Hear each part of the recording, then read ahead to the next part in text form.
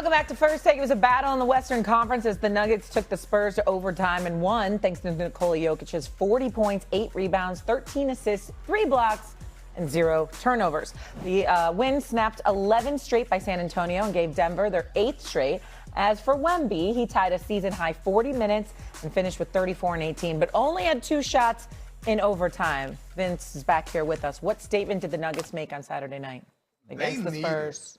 They needed this win on so many different levels because it shows, at least to me, Shay and Stephen A., that they can be a force in that second round. The way it looks now, the Nuggets are tied with the Lakers. We know the Lakers have issues. So the second round sets up to be Spurs, Nuggets. And if you're going to catch San Antonio, it's going to be right now because you're going to say maybe they don't have the experience. Maybe you have everything that lines up as far as championship experience yourself. They have 7 guys that can shoot 40% or more from three-point range. And Jokić is still the best player in the game. Right. And he seemed to have 0 problems being guarded by Victor Wembanyama. Your mic's off. We're going to fix that on. Let me say thank you, Stephen. There we go. I'm looking out. Here's the deal. Nikola Jokić is unreal. I don't know how to put into words how phenomenal this dude is. I mean, you see him going up against Wemby. He comes up to Wemby's shoulders, okay? Fall away, one-legged jump shot floating over Wembanyama.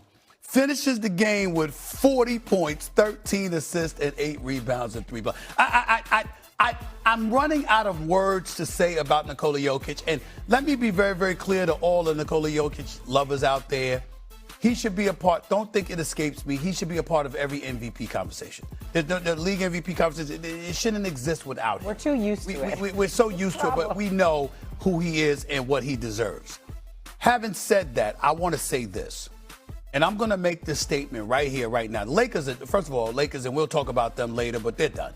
I mean, without Austin Reeves, without Luka Doncic, you have no chance. You have no chance unless you have both of them in the lineup with LeBron. But they could come back in the postseason. That's what I said. If they come back. That's different. If they don't come back, they're done. It's just that simple. Here's what I want to say about the Denver Nuggets. Jamal Murray is that dude. Everybody, I don't know how many times. This is before he became an all-star. This is before he became an all-star, y'all. All right? I've been saying this for years. That brother shows up in big moments. He shows up in the postseason. And if this brother, Jamal Murray, is clicking, Denver can beat anyone if he's clicking. Because we're assuming Jokić is going to be Jokić. The combination of Jokić and Murray has such a profound impact. You can't omit or dismiss any possibility with the Denver Nuggets if both of them are clicking. The problem, Stephen A., is... Not you with that microphone. Mic ain't working. It's all right. This is a little different. Usually the politician has the microphone, but I'm going to take it from President Stephen A. right here. I approve that message, absolutely. Denver has to do it this year. Like when you look at their roster, when you look at Jokic's age, he's not old, but this roster is set up to win this season. When you see Oklahoma City and their championship equity, you see San Antonio, you know they're coming. A lot of times, Stephen, and we've seen this, the most desperate team wins the NBA title. Dallas in 2011, they knew this was our last run with Dirk, and they saw everything that was coming. They saw Oklahoma City coming. They beat the Lakers. That was the thing. For Denver, I think right now with Jokić playing the way that he's playing, him having 0 problems being guarded by Victor Wembanyama, if Jamal Murray is healthy, this is their best chance for the next several seasons.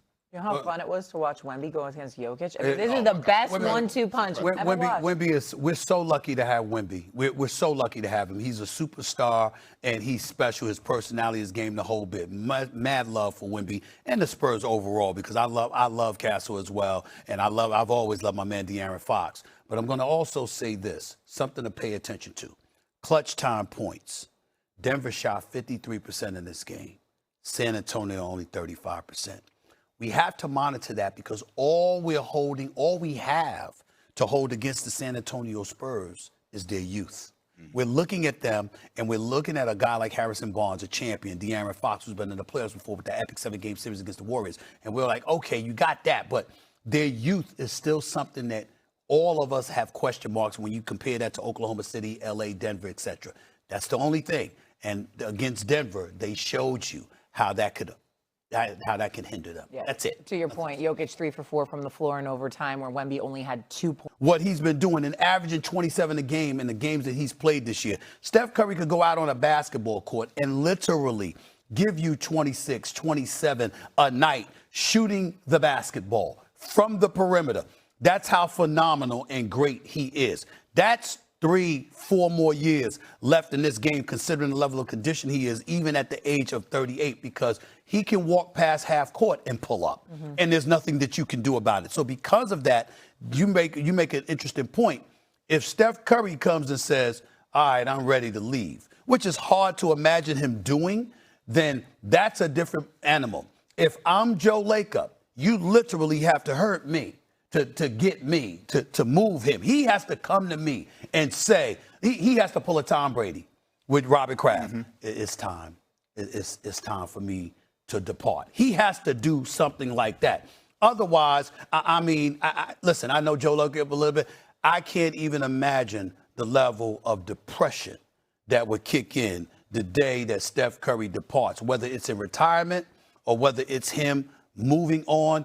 What would happen to Joe Lacob? They would need to send medical professionals to check up on him on a regular basis, because the level of depression that would kick in, Prozac or anything else in particular, whatever the hell it is, okay? They'd have to sit up there and load him up with a bunch of stuff to get him to recover from losing Steph Curry, because that's how much he loves that brother, and he should. Yes. Well, that's even hard to imagine Steph Curry somewhere else in a different jersey. But as for this season right now, the Warriors are the 10 seed. You have them possibly going to Oklahoma City. I don't know if they're even going to get out of the play-in, right, but we'll find out. I don't think they are. Yeah, well, I don't think they are. That's a discussion probably they got 4 games left on the regular season schedule. I'm sure we'll have this discussion later on. Let's go to the women's tournament. UCLA blew South Carolina out of the water in the national championship game to give the Bruins their first championship ever on the women's side. Lauren Betts had 14 points and 11 rebounds. She was also named the most outstanding player in the Final Four. UCLA never trailed and beat South Carolina by 28 points, the second largest loss in the NCAA tournament for a Dawn Staley coach team. And so here was Dawn Staley post-game. I'm always happy for people who worked hard, in this game, who are really quality people. I want good things to happen for them. And Corey is one of those people who really works at making our game better. Not just UCLA, but our entire game. Obviously, we got smacked today. We got to figure out how we smack back and put ourselves in a position where we're hoisting the trophy at the end of the day. We now welcome in Janae Guma.